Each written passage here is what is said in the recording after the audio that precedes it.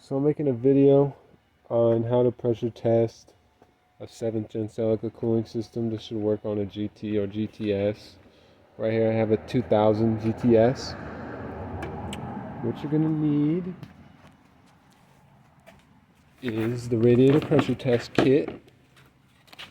This thingy, I have a Maddox one, but I believe, if I remember correctly, the one they rent at, like, you know, the auto parts stores, like O'Reilly's and all that, is exactly the same as the Maddox one. Actually, I think it's a little bit nicer. So if you're gonna rent one, if you don't have one, go for it. If you have that one they sell at Harbor Freight, the Pittsburgh one with all the adapters, I threw that one out. That one was junk. I don't know how to set that one up on the Celica, but I'm just using this one. It's the same as the one you can rent at the store. You're also going to need, which this they also rent too. Every time I rented one, they said you might want this as well. It's a universal radiator adapter set, because none of these four that come with the pump fit on the Celica. So you're going to need this to make it fit. You're going to need the smallest adapter. And then you're going to need, let's see what else. You're going to need something to hold. I'll show you if I can. To hold, basically you're going to need something to hold this still while you're spinning this part. I use this long, skinny flathead. That worked good. And then you're going to need something.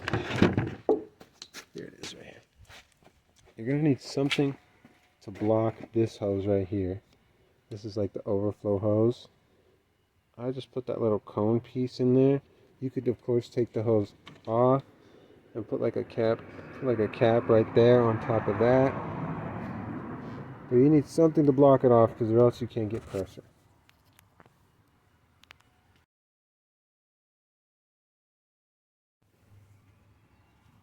Okay, let me just show you how to set up the universal adapter.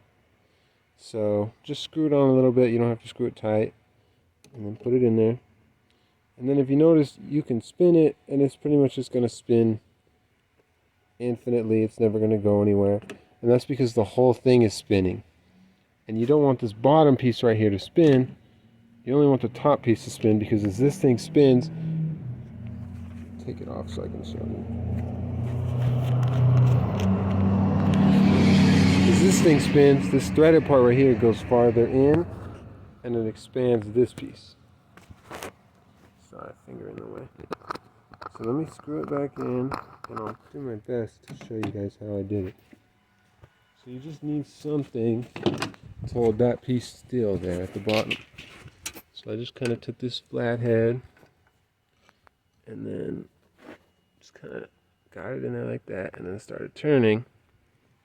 And then just keep turning it until it feels tight. You can't move it around.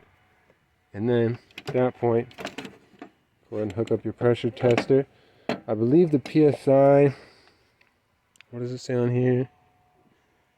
108 kPa, and I looked that up. It's like 15 PSI, because this pump only has PSI on it for some reason. So yeah, that's about it.